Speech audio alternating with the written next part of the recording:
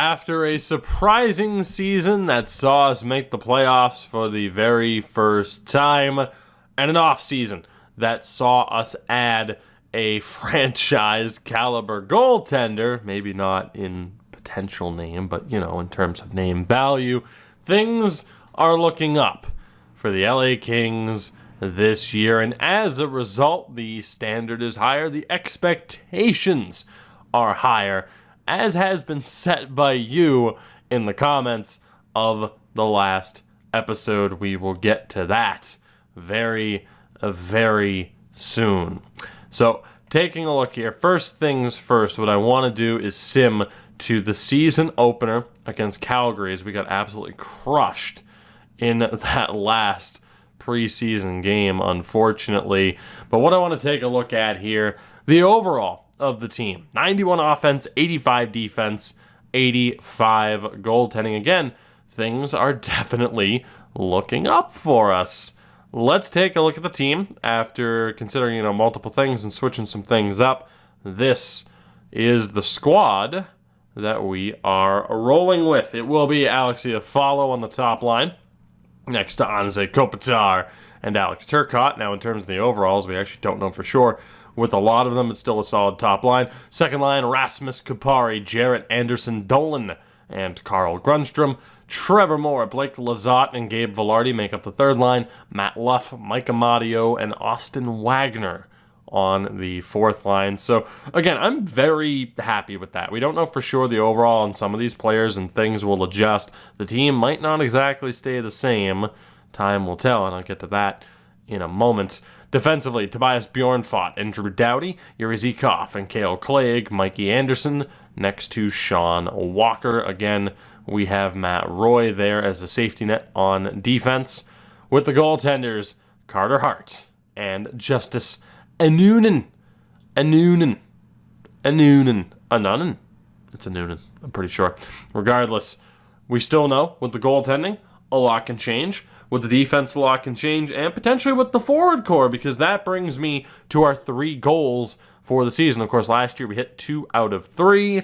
This year, though, 3 new goals, and again, the expectations are that much higher. So first things first, goal number 1 on the season, make the playoffs. Which, you know what? That's fair, given what we were capable of last year and knowing that we have a better team this time out. Goal number 2, have an above 500 record against the last 5 Stanley Cup winners, who I totally remember who they are. I 100% totally remember the last 5 winners. It was Tampa, Detroit, and Philadelphia that have won it this far. So again, those are the 5 teams to keep in mind when it comes to the record. We have to have a 500 record above those teams this year. Matter of fact, let me mark down the names here and we'll keep track of the combined record throughout the year. And the last goal for the season, and why I mentioned that the forward core might not also be set, is that we need to pick up a third liner who actually fits on the third line, because Trevor Moore is not a good fit, Blake Lizotte's not a good fit, Gabe Vilardi is okay. So I'm not sure what we're going to do there. I might intentionally fail that goal if that line works out well enough. If not, someone like Trevor Moore or Blake Lizotte will certainly be on the way out. And time will tell here too, because with players that we have down in the AHL, Akil Thomas, Renat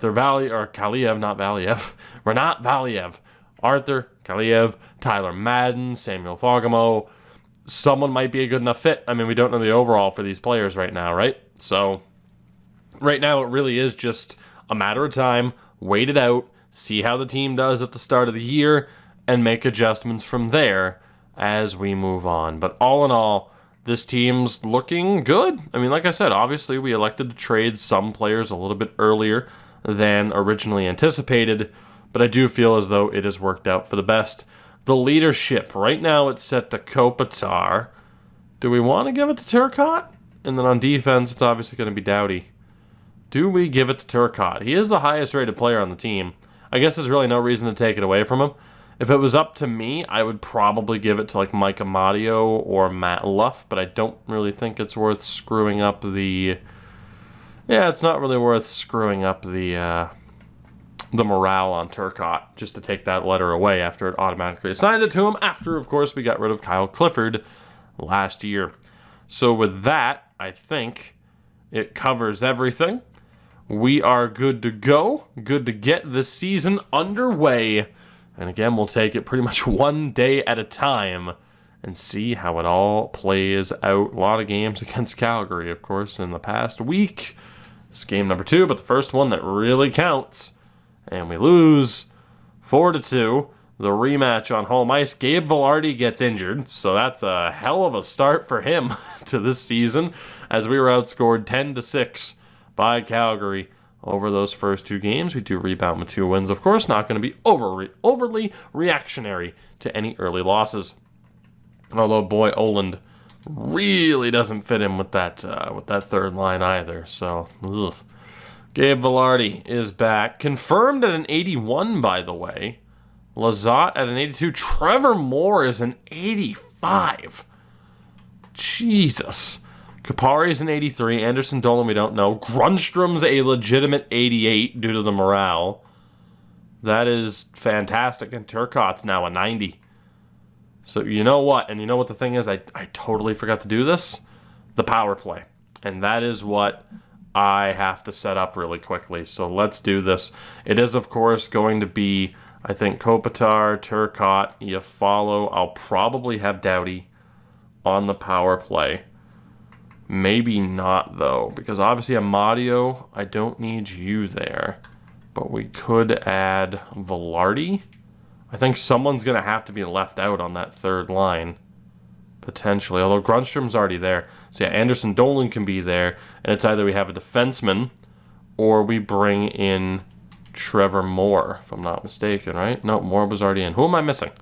Grundstrom's there. Anderson Dolan is there. We're missing Kupari. So Bjorn Fott will be out for Rasmus Kupari, and then after a power play, we'll be sending out the fourth line. So I gotta be honest, who has the best face-offs here? I believe that to be Kupari, even though I'm playing him on the wing right now. That honestly works for me in terms of the power play setup. It's at least a +1 for everybody. No defenseman on that second unit. I mean, we could break up Doughty and Kopitar because, I mean, you know, in terms of defensive ability, they certainly have that in spades. You know what? Let's do that. Let's get Trevor Moore up there. And I'm going to play him at center, perhaps. Maybe Grundstrom or Turcotte. Turcotte at center. Kopitar on defense. Those will be the power play units. I knew I forgot to check something. The PK looks good, though. PK looks good by default. So with that, let's keep going and see if our power play is that much more deadly this season. Carter Hart breaks a toe. That's not ideal now, is it? Carter Hart breaks a toe. He's going to be out for a month. So we are certainly going to find out between the 2 backup goaltenders that we have who's going to be winning that spot. We're going to find out what we have. No, I do not want Ryan Suter. Thank you very much. So that's a bit of a devastating injury to lose Carter Hart after just a couple of games. 6-4-1 through our first 11. Turcotte, though, a point per game. So kind of tough to get a read with Vilardi suffering an injury and then having the injury to the goaltender. Villalta yet to start. Justice, though, has been spectacular through his first 7 appearances. Carter Hart had a .906 through 5 games played. Linus Olin didn't fit in on that third line, but he was great. 4 points in 3 games. Damn. Matt Roy yet to play this season. We're obviously not going to look to make any changes to the team. Cale Clagg's up to an 84, by the way. So we could flip him and Bjorn Fott if we needed to. But all in all, we're looking pretty good. Let's keep going. We'll get Carter Hart back in a little bit. We'll see if Villalta ends up getting any ice time. But in terms of being concerned about, like, oh, do we have the backup goaltending necessary as Austin Wagner goes down for a couple of weeks? Do we have is the caliber of the backup goaltending good enough to get us to where we want to be? And the answer appears to be yes, at least thus far. Obviously a super small sample size to this point in the season, looking for our 10th win of the year. Justice goes down to a herniated disc until January. Oh my God, have the injuries been brutal. Wow. Carter Hart's not 100%. We're going to put him back in a real risky move here. Austin Wagner's down. Justice Noonan is down. Linus Oland is down to a broken nose. We are being devastated by injuries right now. Good God. This is crazy. Out of nowhere, how much bad luck we're having. Akil Thomas is an 82. Oh no. We have to make a move with him right now because playing him in the AHL at an 82, that could stunt his development.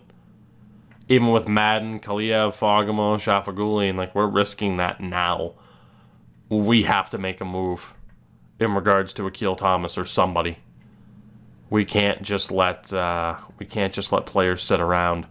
Miletich is going to be called up. I think it's Miletich or Miletic. I'm not sure.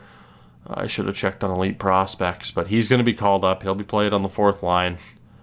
Glebov is a 74, which is good. Let's call up Ingham, though, because I don't want Glebov to miss any starts due to injury. So, fourth line. But yeah, we're going to have to make changes here. Damn. Let's get Miletich in there. I'm going to go with Miletich for this episode. And then goalie-wise, I don't want to start Carter Hart. We're going to put in Ingham until Hart is 100% good to go. Then Lindholm's already there. Forward-wise, who can we put in down in the AHL? Powell's a 58. We can put in Asimont. So let's do that. Some big decisions have to be made fairly quickly here. Multiple players not eligible to be dressed, I believe. Carter's good to go and back to 100%. I'm going to sim to our next game before I make... fuck, no, I don't want to scratch him. I'm going to sim to our next game against Toronto and just make sure that everyone's good to go and that no one else is healthy before that day. The Leafs have a very good record up to this point in the season. Despite this, flurry of injuries, we're still doing pretty well ourselves. So let's take a look here. Scratched. Hart can be back. Wagner will still sit. So Ingham's going to be out. Carter Hart is going to be back. Matt Villalta, 3 games, doing really well. So, the goalies that we have, I can't really complain about their performances thus far this season. So right now, again, so far, so good. I still feel like we have to make a move, though, with Akil Thomas. Like, he either has to be called up or he has to be traded. Because right now, his value, there's a chance of it diminishing. Blake Lazat's been fine, though. Trevor Moore's been okay. Velarde's been a little bit slow, but you could argue that Trevor Moore is the guy to trade. Where does Akil Thomas fit in? Ooh. He'd probably be a good third liner. Like, he'd be a lock for the top 6 if that offensive awareness was higher. He could at least be a third line 2-way to start off. Okay. Let me go check some values here because Moore and Lazat, to make room for Thomas and get the acquisition that we need to complete the goal, could be the game plan right now. Let's take a look at trade values. Of course, we don't have our first and our third this year. That went to Philadelphia. But we do have some extra picks to work with. So goalie-wise, you see the value on Glebov and Hart. I don't think right now we need to make a deal for a goalie anytime soon. Defensively, Doughty Clegg, Mo Marsh as well is going to be pushing for a spot defensively sometime soon. I wouldn't mind trading Anthony Honka, but his value should be even lower. So again, Anthony Honka is the guy to trade. Salak ended up being low 4. But like I said, even for that, his value should be lower because it's getting kind of obvious he's not going to develop. His value should be down here with Dursey. But then again, Dursey made it up to a 77, so we're gonna hold on to him. Before, oh my God, Carl Grundstrom's value. He is in a Kempe situation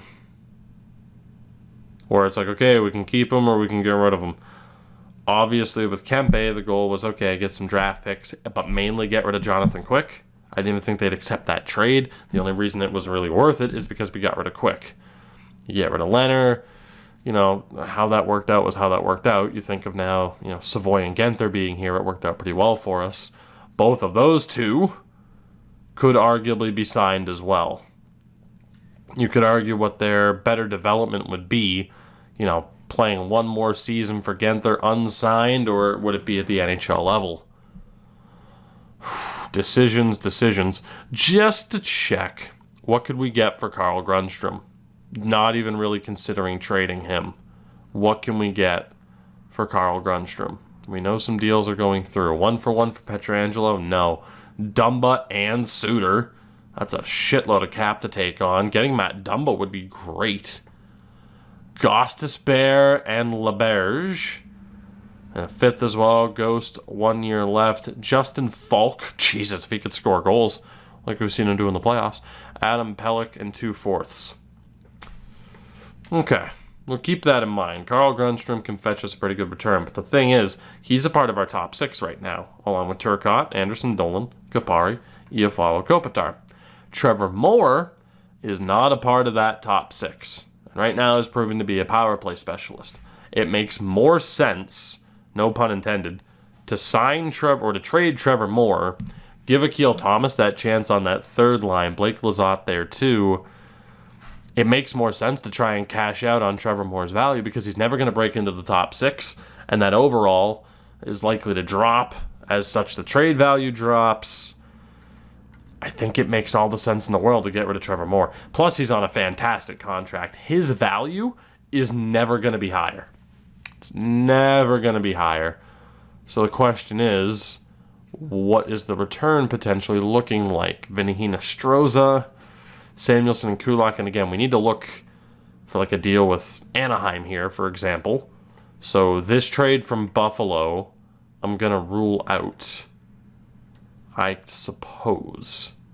See, it kind of sucks that I can't hit edit and then come back because I want to know how Hinostroza fits on this team. So screw it, we're going to have to look at these one by one. So Vinny Hinostroza doesn't have a great deal. Not a guarantee to fit in on the third line. Was last scouted this past May. And that pro scout does say he kind of fits in on the third line. He's playing in the AHL right now as well, so he might be a bit of a steal. And we get 2 second-round picks for Moore, so it's not a great return, but at least we get something while his value's at its peak. And we accomplish a goal for the season as well. So essentially it'd be like picking up 2 second-round picks and keeping a third, which I'm happy with. Obviously, the Samuelson-Kulak deal does nothing for us. We don't need a defenseman. Well, we do need defense, but maybe not here. Maybe I shouldn't have rejected that, because we could look for a third liner elsewhere. If I back out, does that Buffalo trade come back? If not, it's gone forever. It was Samuelson, like 2 seconds and something else. I don't think that trade's going to come back, though, unfortunately. Let's see what happens. Okay, it does come back. 2 seconds, Samuelson Kulak. That's right. I mean, we'd have to double check how good they are, and obviously I'm not going to know for sure, but 2 seconds is interesting. 1-for-1 for Jake Bean, which would obviously help out the defense a lot. Carolina offering a first, a second, a prospect, and a third. Christensen, but that defeats the purpose. 2 seconds and a third. So pretty much with Moore, it's debating, like, okay, the best return or a return that kind of helps us accomplish a goal and we get something useful back now instead of just prospects. Shattenkirk's there, Derek Pouliot, Edmondson. I mean, I hate to say it, like, okay, I look at first-round picks here, but Hinostroza in 2 seconds, like I said, you could basically consider that to be an even better deal than you would normally see. And unfortunately, Hinostroza is appearing, Colton Parayko's there again, huh? Hinostroza is appearing to be our best option right now. So what I want to do is see if there's anybody else we'd trade. And like I said, you know, if you get rid of Trevor Moore, call up Thomas, I'm going to need, you know, to probably get rid of Lizotte as well in this instance. which isn't ideal. But again, Lizott's value also isn't likely to be any higher than it is now. So just to check, if we combine Moore and Lizotte, it's worth double checking with these, but it's either that or Akil Thomas goes. And at the very least, we know it's worth getting rid of Trevor Moore. And it's probably worth keeping on to Thomas because he could be a top 6 option, maybe. Maybe, just maybe. So we shall explore these potential moves. Okay, so it took forever to load. I'm presuming because there were 30 offers. But it's worth it because it just got interesting. The Vinny Hinostroza offer is here for Lizotte, also with a third. So I think we used Lizotte to get Hinostroza. Not the best option, but the option we can get to complete the goal for the season. And then we use Trevor Moore to get as much value as possible and call up Akil Thomas. And it's kind of the best of both worlds. I mean, again, there are some defensemen here, and I know that's kind of the one call. A lot of people are like, hey, please, for the love of God, call up a defenseman or trade for a defenseman. But obviously right now our younger defense is still doing okay. So I think, wow, we could get Colton Parayko for Blake Lizotte. That's, 6-year deal, though, for Parayko. That's a little bit scary. It's a little bit scary. Or we could get the rights to Travis Dermott. Oh, my God, we could get the rights to Travis Dermott. Whoo. Okay. This has not been easy to figure this out. Again, I'm kind of scared by trading for Hinostroza when there are so many other decent options. Like, I'd probably rather have Hinostroza in a third over Caggiula in a second. Actually, Caggiula in a second.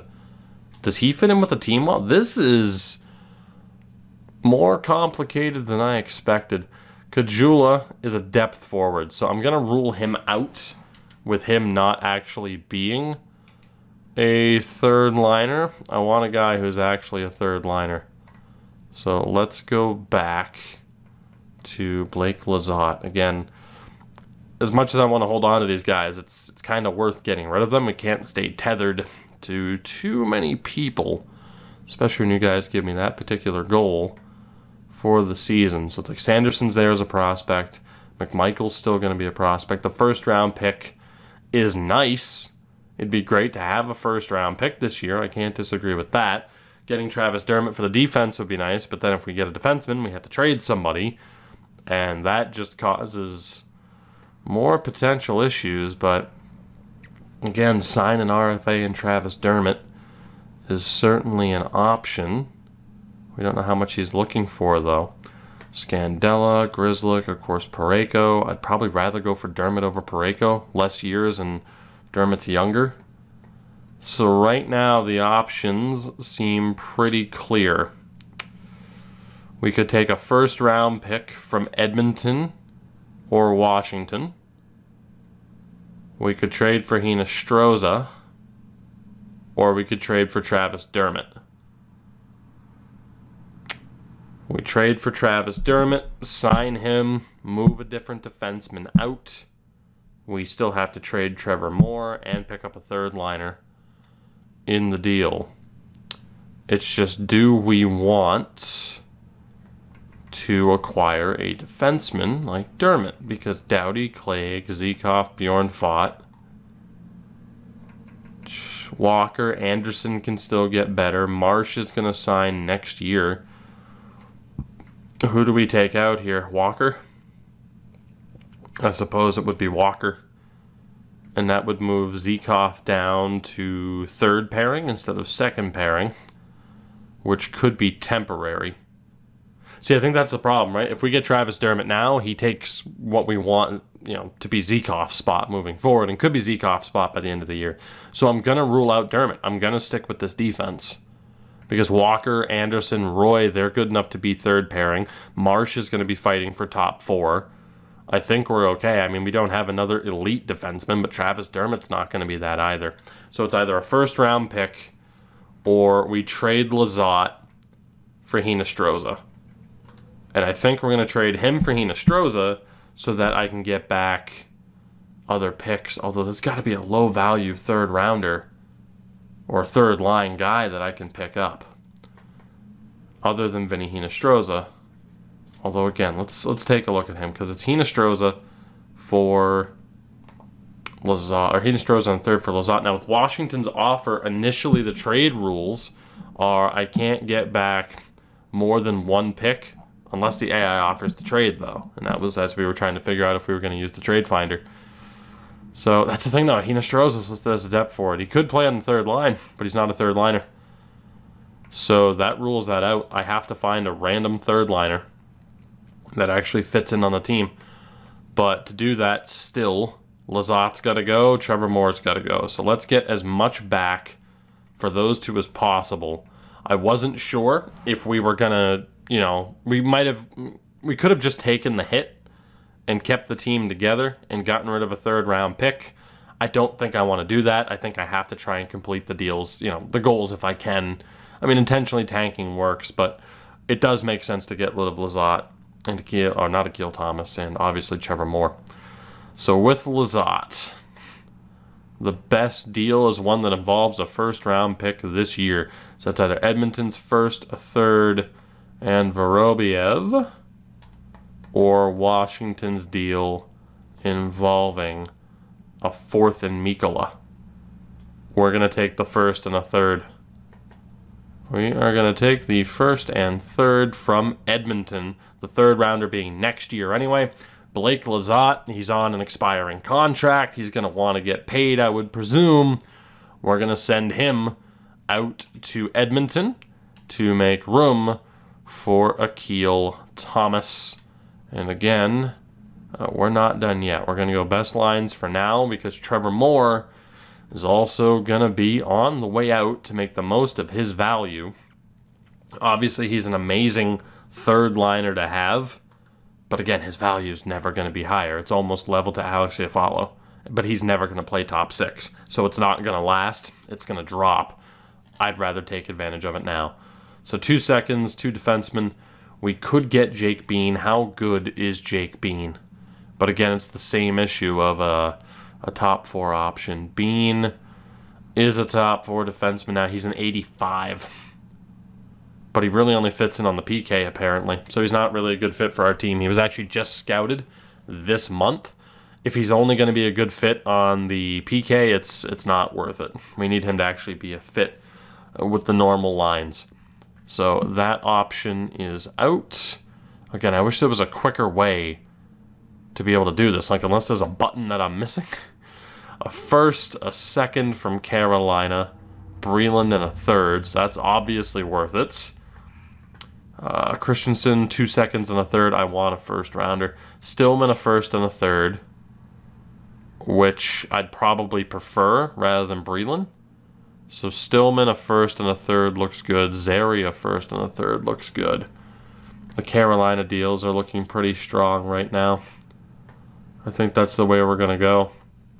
New Jersey, I'm not taking Ben Hutton on that contract. There's no chance in hell.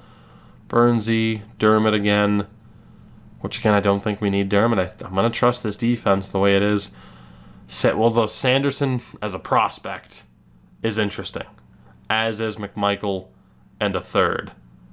Of course, we don't know much about McMichael, but let's look at him and Sanderson right now, because sending Trevor Moore out east would obviously be great. So McMichael is listed as an other forward still. He's playing in Hershey, but we don't know how good he is, unfortunately. And then with Sanderson, he's a 75 at 20 years old. So we can add another strong defensive prospect. Or McMichael. I'd probably rather add Sanderson, because obviously in terms of forward products or prospects, we're looking good to go. So I'd rather add Sanderson. Interesting options here. So Sanderson or the Carolina deal for Stillman a first and a third, or Zary a first and a third. Let's look at these two. Not that I need a forward prospect, but I'm thinking that Sanderson deal might be the best one. So we have Stillman, other forward, was selected 40th overall. I think we're going to take that deal for Sanderson from Washington.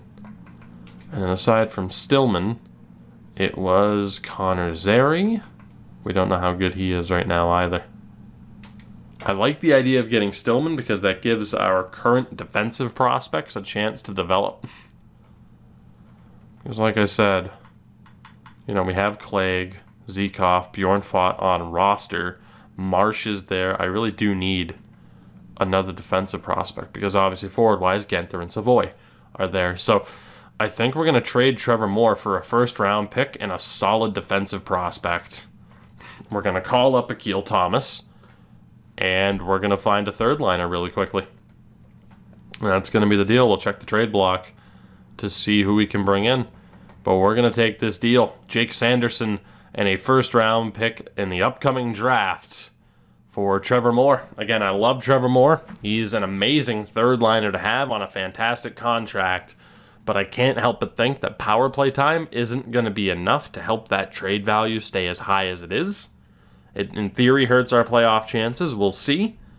But we're going to make the most of his value, send him out to Washington for a defensive prospect that we need. And again, a first-round pick. So now that we actually have one in the upcoming draft. So with that, two big moves out of the way. Blake Lizotte and Trevor Moore are gone, and this is all because of Akil Thomas. Let's see if we can find a third liner who fits in on this team. And that way we can complete a goal for the season, because there might be, there might just be a different challenge that we failed. Jeff Carter could be it. Carter, depth forward now. Beaulieu doesn't fit in. Suter doesn't fit in. I want a guy who's outright listed as a third liner. Saad Sherry. Either of you two on expiring deals? No. I'm going to try to avoid you if I can. Nashville, no forwards. New Jersey, no forwards that are going to fit. Let's see. Nelson, Bailey, Eberle, Stashny all fit the description. Pajot as well, but he still has 4 years left. Anders Lee also fits the description. Expiring contracts, just Stashny. Okay. He should be pretty cheap to get, too. He's not having the best season, but at 36, he'd be a great third liner for us. So we will remember Paul Stashny on the New York Islanders. See, actually, you know what? What we have to do here is double check this. He doesn't fit on the third line. Damn it. Oh, that sucks. Okay, because maybe I could have held on to Trevor Moore. Maybe that would have been the smarter move. Because there might not be someone here who's a third liner that fits in on the third line, which is, again, the goal for the season, to acquire a player of that description. Philadelphia, Farabee, obviously a first liner. Pittsburgh, Zucker, second liner. Rust is a third liner. Damn. Patrick Hornqvist is the second liner. Son of a bitch. Nobody on Pittsburgh fits that description. San Jose, Blichfeld's a depth option. Thornton, depth option. Damn. St. Louis, no forwards. Tampa, Gunnar Platt, it's all prospects. Toronto, pretty much all prospects except for Justin Hall. Miller, obviously not going to be a third liner. Michael Furland, doesn't fit. Anybody else, please? Tanner Pearson, top 6. No, come on, man. There's got to be one player that fits the description here, right? There has to be. If not, then our third line's kind of shortchanged for a little bit, which isn't the worst situation in the world, I suppose. Anaheim, again, Hinostroza is a depth forward. We're running out of options quickly here. Nobody on Buffalo. Calgary, nobody there. I might not even be able to complete this goal. Stillman, Christensen. And if we do, it's going to be closer to the deadline from the looks of it. Taves is a second liner. Colorado. Not getting rid of anybody that fits the description. Dallas. All prospects. Damn. For the most part. Detroit. Okay, here we go. Janmark? No. Come on, third line forward. Oh my God. This is brutal. There isn't anybody that fits this description. Florida, Tyler Ennis, depth. Connolly. Connolly doesn't fit either. Are you kidding me? So like there are third liners out there, but nobody that fits the damn line. So I guess the question might be, the goal was worded as third liner who fits the line, not fourth liner who fits the third line. So right now there's nobody out there that fits the description for our goal for the season. We move Lizotte, we move Moore, we make room for Akil Thomas, which was the point. I'm going to be sending Vorobiev down. Thomas is going to be up. So I think for the moment, it's either going to be Madden, Kaliev, Fogamo, or Shafagulin who get the call up. Or it could just be Oland or Miletic. You know what? We're going to rely on those two to help fill out the roster for now, rather than giving a younger player, I guess, a bit of hope or optimism that they're going to make this team. We also need to send down Jake Sanderson, obviously, and get him playing time with the AHL team. So, obviously, I think just because of the turn of events with this episode, we'll be calling things done and dusted here. But Jake Sanderson added, draft picks added. It's just time will tell in an effort to try and maximize trade value and make sure that someone like Akil Thomas isn't being wasted in the AHL. We made some moves, maybe rushed the timing on at least one of them, and that could come back to haunt me just a little bit. Miletic is in with Olin being out. Move Velarde over here. So, the third line still looks good with Velarde and Thomas. And overall, I really do like the look of the team still. But obviously, we still have some question marks, which is not a surprise whatsoever with this team. So we're going to have to keep a close eye out on the trade blocks for other teams as we continue to move on. If not, desperate times will call for desperate measures on deadline day, and we'll have to go out and get the players that we need to get. So just to double check, we're listed as hopefuls again, which is great. 11-6-1, but some drastic changes to the team. And again, keeping in mind our record against the last 5 cup winners, we did not play Tampa in that opening month. Let's take a look here. Arizona hadn't won, Anaheim hadn't won, Edmonton hadn't won. So really it's just Detroit that I have to worry about through that opening month. We lost against Washington, and we lost against Detroit. Unfortunately, I don't think, we didn't play Tampa. That was it. No Philly, no St. Louis. So in terms of the goal for the season, to have an above 500 record against the last 5 cup winners, we're currently 0-2. In terms of finding that third liner that actually fits the team, haven't found him yet. We certainly need to, especially again after getting rid of Trevor Moore. And in terms of making the playoffs, time will tell. But now I have to hope that Akil Thomas doesn't make me look foolish, and that, with these now 2 first-round picks we have this year, how we got 2 first-round picks for 2 third-liners, I have no idea, but I will gladly take it. We're still looking good, and again, the AI offered me those picks, so I'm certainly not complaining. And of course, Genther and Savoy, they don't get called up this year. They'll certainly get called up next year. That'll do it for this one, though, because this turned into a completely different episode than what I expected it to be. I did not assume that we'd only sim 18 games. It's just the way it went down. Next episode, though, we see what happens. We move towards the deadline, maybe even the end of the season. Still a lot of story left to tell, though. But that'll do it for this one. I thank you for watching. You know the deal. Support the video. Support the channel. Check out everything in the description, even if you've done it 20 plus times before. Shout out to my patrons over on Patreon. And as I say goodbye, remember this. Wash your damn hands. Social distancing. Stay safe. I'll see you all soon.